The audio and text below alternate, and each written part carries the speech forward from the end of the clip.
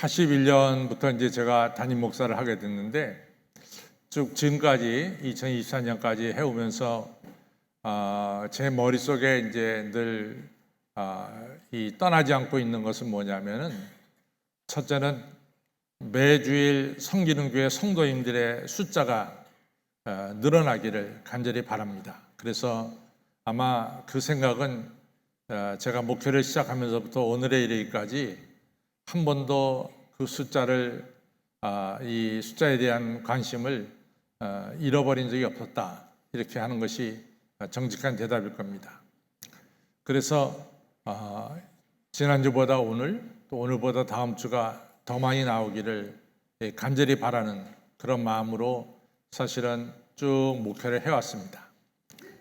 또 하나는 올해 우리가 24년을 시작하면서 우리가 표어로 내세운 이 에베소서 13절의 말씀처럼 우리가 예수님을 아는 일과 믿는 일, 그리고 우리가 예수 그리스도 믿는 일과 아는 일이 하나가 되어 온전한 삶을 이루어서 그리스도의 장성한 분량에 이르도록 우리가 성장해야 되겠다라고 하는 이 성숙이라고 하는 것을 또 항상 머릿속에 간직하고 살았습니다. 그 다음에 더 나가서 우리가 이 매주일 성수질하고, 더 나가서 우리의 믿음이 성장하고 성숙하고, 그리고 더 나가서 여러분과 저는 우리를 구원하신 예수 그리스도를 증거하는 이 증인의 삶으로 나아가야 된다라고 하는 이 세 가지를 늘 기억했습니다. 첫째는 교회 출석, 두 번째는 믿음의 성숙, 세 번째는 복음의 증거자, 이 세 가지를 늘 생각했습니다. 그래서 사실은 우리 기독교의 이제 3대 절기가 유월절과 그 다음에 추수감사절과 성탄절입니다. 그래서 이 3대 절기 때가 되면은 성도들이 평상시보다는 많이 나오죠. 그래서 그동안 보지 못했던 이런 성도님들도 부활절이라든가 추수감사절이라든가 혹은 성탄절에 뵙게 됩니다. 그럼 상당히 기뻐요. 오랫동안 못 뵀다가 이 절기 때 뵙게 되니까 너무 감사하고 너무 기쁩니다. 그러면서 이제 제 마음속에는 어떤 마음이 있냐면은 다음 주일에도 꼭 나오셔서 뵈었으면 좋겠다, 이런 기대감이 제 마음속에 늘 있죠. 그런데 이제 예를 들어서 우리가 부활절을 갖다가 부활절 지키는 주일을 부활절 첫 번째 주일이라고 말하고, 또 부활절 다음 주일을 부활절 두 번째 주일이다, 이렇게 이제 교회력으로 말하고 있죠. 그래서 부활절 두 번째 주일쯤 돼서 제가 이제 기대하기는 첫 번째 주일에 나오셨던 오랫동안 못 뵀던 성도님이 오늘 두 번째 주일에도 나오셨으면 좋겠다, 이런 생각을 가지고 있습니다. 사실은 못 뵙는 경우가 많이 있어요. 지금까지 목회하면서 절기 때 출석 성도와 절기가 지난 그 다음 주일날 출석 성도가 이제 차이가 나는 것을 지금까지 목회하면서 많이 느끼고 왔습니다. 근데 이제 제 생각에는 이런 생각이 드는데, 우리가 부활주일날 틀림없이 제가 설교할 때는 부활의 주님이 우리를 찾아오셔서 여러분과 저를 만나주신 이러한 사건을 아마 제가 부활주일날 설교를 했을 것입니다. 그리고 성찬식을 통해서 우리가 예수님의 이 살과 그 다음에 예수님의 피를 우리가 마시면서 부활의 주님과 하나 되는 이러한 놀라운 신비로운 연합의 이러한 체험도 성찬식을 통해서 저는 이루어졌으리라고 생각합니다. 그런데 이 부활의 주님을 만나 배웠다고 치면은 우리가 그 다음 주일날 부활의 주님이 너무 좋기에 또 만나 뵙는 것이 당연한 것이 아닌가, 이런 생각이 드는데 그렇지 못하단 말이죠.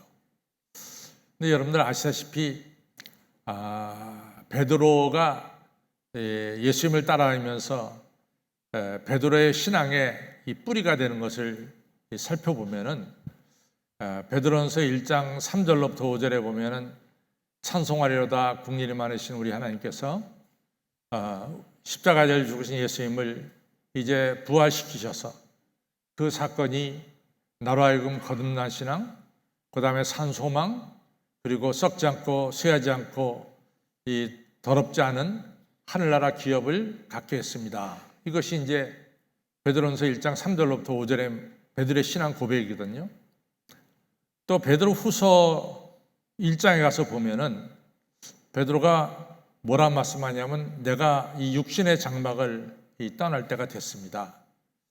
그래서 내가 육신의 장막을 떠나기 전에, 내가 죽기 전에 꼭 여러분들에게 전하고 싶은 말씀이 있는데, 그것은 뭐냐면은 마태복음 17장에 나오는 예수님께서 변화산상에서 영광스러운 모습으로 변화되고, 또 그 옆에 모세와 엘리야가 서 있던 이 변화산에서 있었던 그 일을 사도 베드로가 베드로 후서 1장에서 다시 한번 언급합니다. 나는 그 장면을 평생 잊을 수가 없습니다. 이런 중요한 얘기를 해요. 그러니까 베드로의 신앙에 이렇게 뿌리를 내려다보면은 두 가지. 하나는 부활하신 예수님을 눈으로 뵌 사건이고, 또 하나는 마태복음 17장에서 변화산에서 영광스러운 하늘나라 모습을 하고 계시는 예수님을 본 사건입니다. 그러니까 이 부활의 영광의 주님을 본 사건이 베드로로 하여금 굳건한 신앙을 갖게 한 거죠. 그래서 십자가에 거꾸로 매달려 죽기까지 베드로가 충성할 수 있었던 것은 바로 그가 체험한 부활의 주님, 영광의 주님을 만났기 때문에 그가 이 신앙을 끝까지 지키고 또 하나님의 뜻을 이룰 수가 있었다, 이렇게 생각합니다. 그러면은 우리가 이제 이 부활주일날 예배를 드리고 만약 그날 우리가 영광의 주님, 부활의 주님을 정말로 우리가 눈으로 배웠다면은 누가 말려도 그 다음 주일날 부활 후 두 번째 주일에 다들 나와서 찬양하지 않았을까, 이런 생각을 해보곤 합니다. 여러분, 오늘 우리가 읽은 이 사도행전 10장은 바로 그런 면에서 우리에게 중요한 것을 가르쳐주고 있습니다. 저는 사도행전 1장서 28장까지 있는데 사도행전에서 중요한 장을 꼽으라 그러면은 저는 사도행전 2장과 그 다음에 사도행전 10장을 꼽습니다. 사도행전 2장은 아시다시피 오순절 절기에 흩어져 살던 유대인들입니다. 흩어져 살던 유대인들이 이 오순절 절기를 지키려고 예루살렘에 모여들었어요. 그때 예루살렘에 모여든 흩어진 유대인들에게 성령의 역사, 이 바람 같은 성령의 역사, 불의 혀같이 갈라지는 성령님의 역사가 임한 바로 그 사건이 사도행전 2장에 기록되고 있습니다. 그래서 사도행전 2장은 유대인들에게 성령이 강림한 것을 말씀하고 있다, 이렇게 보면 됩니다. 그리고 나서 사도행전 10장 오늘 우리가 읽은 본문에 보면은, 오늘 우리가 읽은 본문은 무슨 내용이냐면은 이 로마 군대 백부장인 고넬료 집에서, 그러니까 이방인 고넬료 집에서 베드로가 오늘 설교한 내용이 우리가 읽은 본문이고, 베드로가 설교하고 말씀을 이제 나눌 때 오순절에 내렸던 성령의 역사와 똑같이 이 이방인인 이 고넬료 집안에 성령이 임한 것을 알 수 있습니다. 그래서 사도행전 2장은 유대인에게 성령 강림한 것을 말씀한 것이다, 이렇게 보면 되겠고, 사도행전 10장은 이방인들에게 성령이 임한 것을 기록한 장이다, 이렇게 보면 되겠습니다. 그런데 오늘 이 사도 베드로가 설교하는 내용 중에 아주 중요한 내용이 나오죠. 그 내용이 뭐냐면 우리 예수님께서 3년 동안 계시면서 수많은 병자를 고치시고 많은 기적을 행하셨습니다, 이것이 나오고, 그 다음에 우리 예수님께서 십자가에 달려 죽으셨습니다 라고 하는 두 번째 파트가 나오고, 세 번째 파트가 41절인데 41절에 보면 뭐가 나오냐면은 우리 예수님께서 이제 부활하셔서 부활하신 영광스러운 몸을 많은 사람들에게 다 보여주신 것이 아니라 하나님께서 미리 택하신 증인들에게만 부활의 주님, 영광의 주님을 보여주셨다, 이렇게 말씀하고 있습니다. 그래서 41절은 굉장히 중요한 말씀인데, 부활하신 영광의 몸을 모든 사람들, 많은 사람들에게 보여주신 것이 아니라 하나님께서 미리 택하신 증인들에게만 부활하신 예수님을, 영광의 주님을 보여주셨다라고 하는 사실입니다. 실제로 우리가 성경을 잘 보면은 우리 예수님께서 이 무덤에 있을 때 그 무덤을 지키던 병사들이 있었어요. 그러니까 예수님의 시신을 가장 가까이서 지킨 사람이 누구냐면 무덤 돌문을 지키던 병사들이었죠. 그러면 당연히 이 병사들이 예수님의 부활을 보지 않았을까, 이런 생각이 우리가 들지만은 성경은 병사들도 다 자고 있었어요. 그래서 예수님의 부활을 보지 못했습니다. 또 우리 가운데로 우리 생각 같아서는 예수님을 갖다가 십자가에 못 박으라고 그렇게 외쳤던 그 당시에 제사장인 가야바 또는 안나스에게 부활하신 주님이 나타나셔서 너희는 나를 십자가에 달려 죽어라 그랬지만은 내가 일찍 부활했다 라고 하는 것을 보여주셨으면 너무나 좋겠다, 이것이 저희 생각입니다.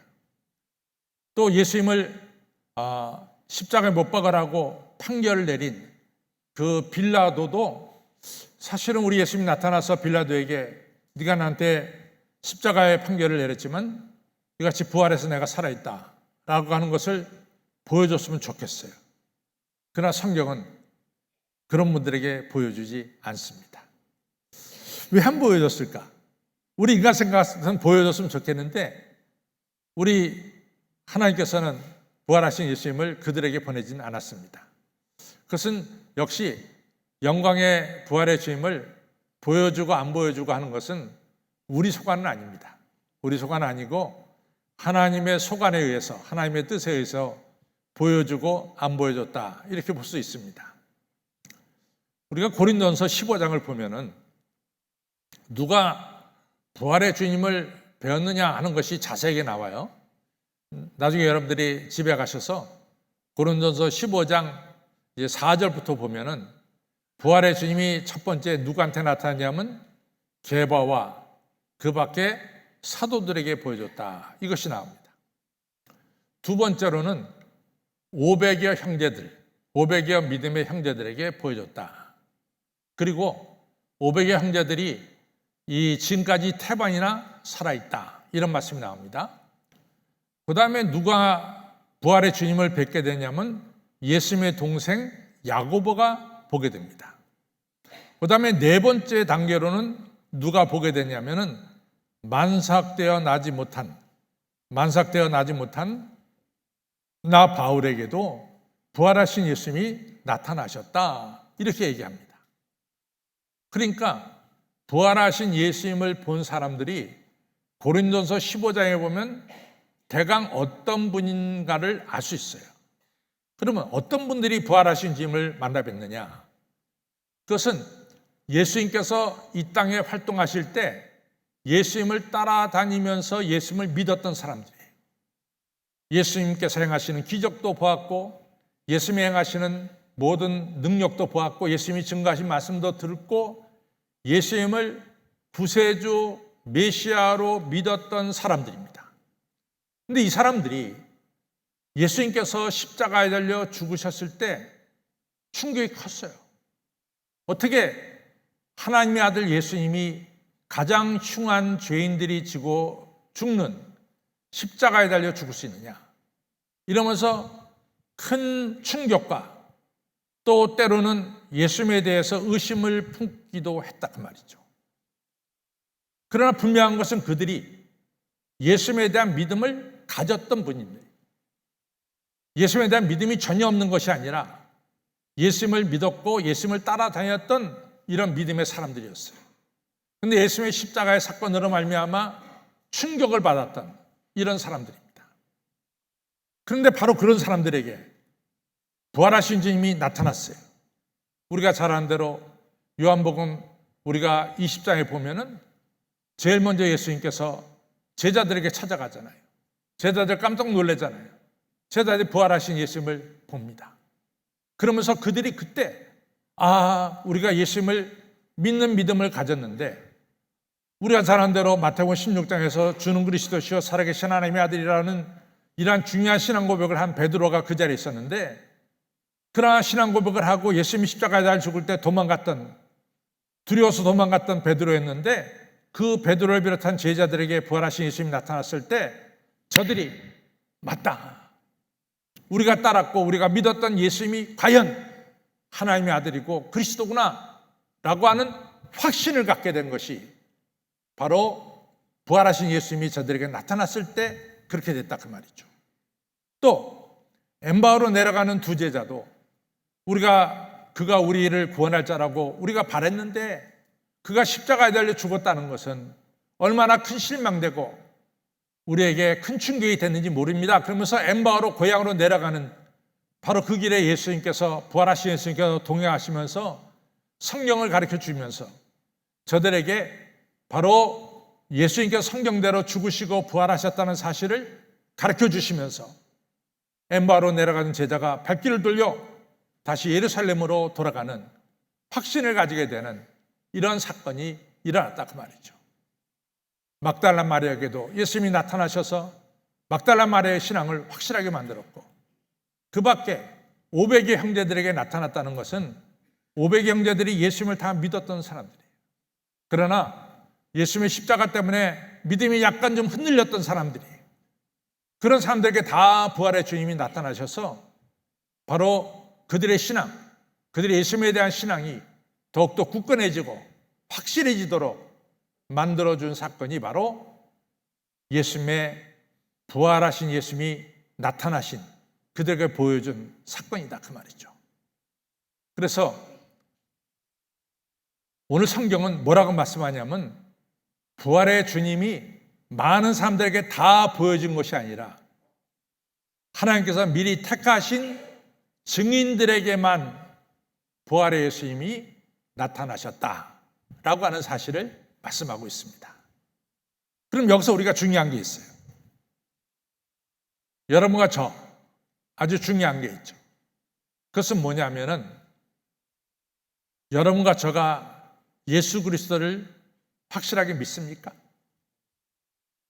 예수님께서 나를 위해 십자가에 달려 죽으시고 또 부활하신 사건을 믿습니까?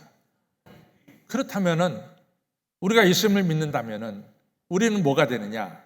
오늘 이 사도행전 10장 41절에 나온 대로 하나님께서 미리 택하신 증인이 되는 거죠. 하나님께서 미리 택하신 증인이 되는 거죠.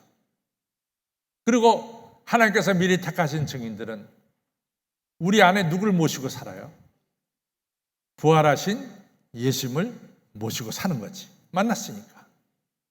그러면 우리가 부활하신 예수님을 모시고 살 때 고린도후서 4장 7절로부터 나오는 말씀, 우리 질그릇 같은 내 안에 보물이신 부활하신 예수님을 모시고 살 때 우리는 사방으로 우겨쌈을 당하여도 쌓이지 않고 답답한 일을 당하여도 낙심치 않고 핍박을 받아도 버림받지 않고 거꾸로 때림을 당하여도 망하지 않는, 왜?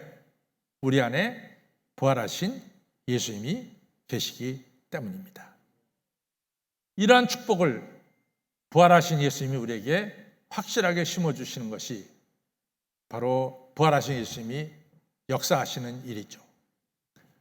성도 여러분, 우리가 부활하신 예수님은 사실은 우리가 손으로도 만질 수 있고 우리가 성경에 보니까 음식도 같이 나눠요. 그러나 분명한 것은 예수님께서 부활하기 전에 몸과 부활하신 후의 몸은, 부활하시 전의 몸은 땅에 속한 몸이었다 그러면은 부활하신 후의 몸은 하늘에 속한 몸입니다. 이 하늘에 속한 몸이 우리 안에 들어올 때 여러분과 저의 믿음은 더욱더 확실해지고 굳건해지고 흔들리지 않는 이러한 믿음으로 바뀌어진다는 것을 꼭 기억하시기를 바랍니다. 그러니까 결론이 나오는 거예요. 왜 베드로가 그렇게 굳건한 믿음을 가지게 됐을까? 그것은 부활하신 예수님을 만났기 때문에 그런 거예요. 그러면 부활하신 예수님은 누구에게 나타나느냐? 믿음을 가진 자에게 나타난단 말이에요. 믿음을 가진 자란 누구냐? 예수님이 나를 위해서 십자가에 달려 죽으시고 예수님께서 나를 위해서 부활하셨다는 사실을 믿는 바로 그 사람에게 부활하신 주님은 영광스러운 몸으로 우리에게 나타나신다는 사실을 꼭 기억하시기를 바랍니다. 그래서 41절에 나온 대로 많은 사람들에게 보여진 것이 아니라 누구에게?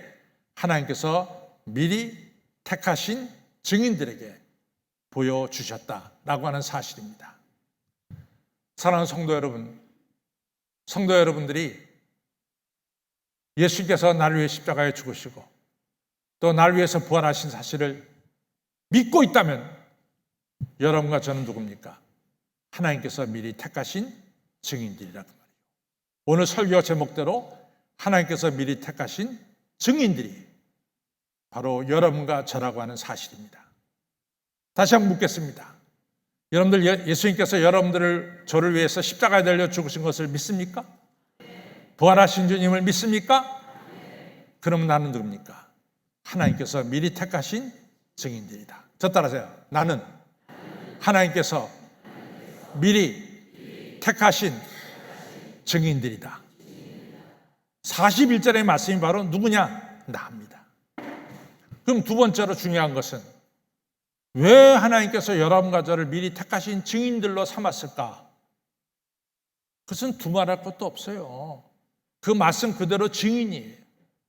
여러분과 저의 입술을 통해서 예수님께서 우리를 위해 십자가에 달려 죽으시고 부활하신 우리 예수님을 증거하도록 여러분과 저를 택했다라고 하는 사실입니다. 우리가 하나님께서 미리 택하신 증인들이 된 것은 목적이 분명합니다. 딴 거 없어요. 예수님께서 나를 위해 십자가에 달려 죽으시고 부활하신 이 사건을 우리의 입술을 통해서 증거하도록 하나님께서 미리 여러분과 저를 택하신 증인으로 세웠다 그 말이죠. 자, 베드로가 이 사명을 어떻게 잘 감당할 수 있었을까? 우리가 누가복음 24장 49절에 보면 예수님께서 제자들에게 말합니다. 누가복음 24장은 누가복음 끝장이에요. 그때 부활하신 예수님께서 제자들에게 너희들은 이 성 예루살렘을 떠나지 말고 내가 너에게 지시한 것이 이를 때까지 여기 머물러라 말씀합니다. 그리고 사도행전 1장 4절 5절, 그러니까 여러분과 제가 기본적으로 알고 있어야 되는 것은 누가복음을 쓴 누가가 동시에 쓴 책이 뭐냐? 사도행전이에요. 그래서 누가복음하고 사도행전은 연결이 되는 거죠. 누가 썼냐? 누가가 썼어요. 그래서 사도행전 1장 4절에 보면 너희들 여기서 머물러라. 너희들이 몇 날이 못 돼서 성령으로 세례를 받으리라. 이것이 사도행전 1장 4절 5절 말씀이에요. 그래서 1장 8절에 성령이 너에게 임하시면 너희가 권능을 받고 예루살렘과 유다와 사마리아 땅까지 이르러 내 복음이 증인이 되리라. 이것이 1장 8절입니다. 그리고 나아가서 보면은 이 성도들이 모여서 기도할 때 불의 혀같이 갈라지는 성령님의 역사, 강한 바람 같은 성령님의 역사가 거기 모였던 모든 사람들에게 부활하신 예수님이 약속한 대로 충만하게 임했던 사건을 우리 알 수 있습니다. 그리고 이것이 사도행전 1장 끝에서 성령이 임했는데 2장으로 탁 넘어가자마자 성령 받은 베드로가 설교하기 시작하죠. 그 설교의 내용이 뭡니까? 예수님께서 이 땅에 계시면서 수많은 병자를 고치셨고 여러분과 저의 죄를 대신 지고 십자가에 달려 죽으셨고 그리고 3일 만에 죽은 자 가운데 부활하셨다고 하는 이 복음의 핵심을 사도 베드로가 증거할 때 듣고 있던 사람들이 어찌할까 하면서 회개하는, 그리고 방언하는, 모든 사람이 서로 통하는 이런 성령의 역사가 일어났다 그 말이에요. 그 다음부터 사도행전 2장, 3장, 4장 쭉 계속되는 나머지 장들은 성령 받은, 부활의 주임을 만나서 성령 받은 이 제자들이 이같이 부활의 증언자로서, 십자가의 증언자로서 힘있게 증거하며 나가는 것을 볼 수 있습니다. 바로 그런 의미에서 우리에게 임하는 성령은 뭐냐? 엔진하고 똑같아. 엔진. 동력을 바라는 엔진하고 똑같단 말이지. 성령이 우리에게 임하면 우리에게 동력이 나타나서 부활하신 예수님, 십자가에 달리신 예수님을 증거하게 만든다 그 말이죠. 그래서 그것이 바로 성령님의 역사입니다. 이 성령님의 역사는 여러분과 저로 하여금 부활하신 예수님을 힘차게 증거하게 만드는 것이 바로 성령님의 역사입니다. 성도 여러분, 중요한 게 있어요. 여러분과 저는 하나님께서 미리 택하신 증언자들입니다. 동시에 하나님은 여러분과 저에게 성령 충만을 주시기로 약속하셨어요. 왜냐하면 베드로를 택하시고 베드로에게 성령 충만을 주셨거든요. 똑같이 여러분과 저를 택하시고 여러분과 저에게 성령 충만을 주시기로 우리 하나님은 약속하셨어요.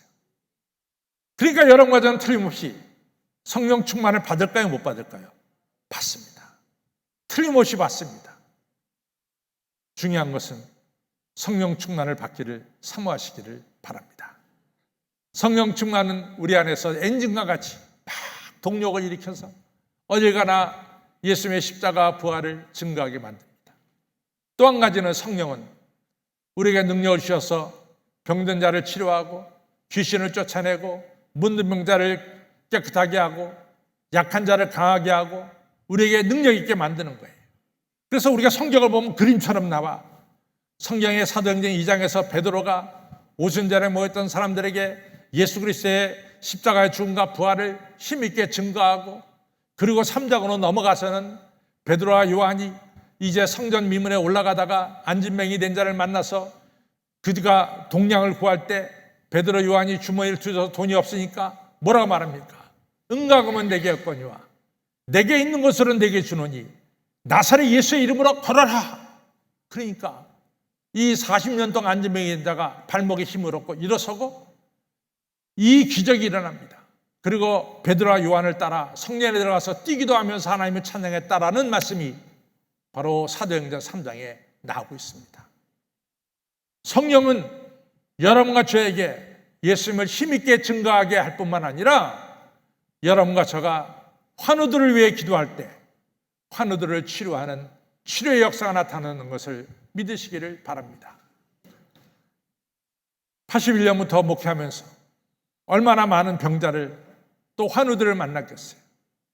그때 정말로 하나님의 역사, 믿음으로 간절히 간구하면서 기도할 때 하나님께서 기도소리를 들어주셔서 병자를 치료하신 역사를 저는 많이 경험하고 있습니다. 여러분, 성령님은 여러분과 저에게 똑같은 능력을 주셨어요. 성령님이 여러분과 저에게 힘있게 예수님의 이 십자가의 죽으심과 부활하심을 증거하도록 만들 뿐만 아니라 여러분들이 주변에 있는 환우들을 위해서 간절하게 기도할 때 그 환우들이 치료받는 역사가 일어나게 되는 것을 믿으시기를 바랍니다. 누구를 통해서 하느냐? 하나님께서 미리 택하신 증언자들을 통해서 이 일을 행하신다는 것을 꼭 기억하시기를 바랍니다. 뉴욕에 가면은 어마어마하게 큰 교회입니다. 그 교회 목사님이에요. 난 그 교회 목사님의 아주 이 말씀 속에서 정말 많은 은혜를 받았어요. 사실 그게 또 사실이고, 그 목사님이 이런 말씀합니다. 제가요, 예수님 믿고 오늘까지 살고 또 목회를 하게 된 것은 딴 게 아니라요, 제가 아주 어렸을 때 저희 어머니께서 제게 이런 말씀하셨어요. 예수님은 우리 위해서 죽으셨고 예수님은 죽은 자 가운데 부활하셔서 지금 우리 가운데 계시다. 이 말씀 하셨다는 거예요. 저는 어머니가 어렸을 때 한 말씀을 그때 분명히 믿었습니다. 그리고 지금까지 믿고 있습니다. 바로 부활하신 예수님을 믿는 이 믿음이 나의 50년도 넘는 인생을 인도했고 지금도 나로 하여금 복음을 증거하면서 살아가도록 만들어주고 있습니다. 아주 간단한 얘기예요. 우리 중에 많은 분들이 어렸을 때 어머니의 이 전도 말씀, 믿음의 말씀이 아직도 우리 가슴 속에 살아 움직일 줄로 믿습니다. 그 믿음이 오늘 여러분 이 나이까지 인도하셨을 줄로 저는 믿습니다. 이게 얼마나 중요한 얘기입니까? 오늘 우리 하나님이 택하신 이 복음의 증언자라고 하는 이 사실은 어디서부터 시작하느냐? 바로 우리 집에서 시작하는 거예요. 우리 주변에 있는 사람에게 시작하는 거예요. 내 아들, 딸, 내 손주들에게 시작하는 거예요. 근데 그것이 역사가 나타나 내 아들, 딸, 내 손주 마음속에 부활하신 예수님이 거기에 좌정하시는 거예요. 그리고 우리 자녀와 우리 손주들의 일생을 바로 부활하신 주님이 인도하는 이런 역사가 나타난다라고 하는 사실입니다. 여러분, 여러분과 저는 누굽니까? 하나님이 택하신, 미리 택하신 증인들이. 여러분과 저는 누굽니까? 부활하신 주님이 여러분과 저에게 분명히 보여주십니다. 여러분과 저는 누굽니까? 부활하신 주님이 우리에게 확실한 믿음을 주시는 그러한 사람들이 바로 여러분과 저입니다. 여러분과 저는 누굽니까? 바로 성령을 충만히 받기로 약속된 하나님께서 미리 택하신 증인들입니다. 이러한 과정 하나도 빠지지 마시고 다 체험하시기를 바랍니다. 그리고 우리의 사명이 뭡니까? 우리의 사명은 바로 나를 위해 십자가 달려 죽으시고 그리고 나를 위해서 부활하신 예수님을 가까이서, 아주 가까이서 내 옆에 사람들에게, 내 자녀에게 먼저 증거하는 거예요.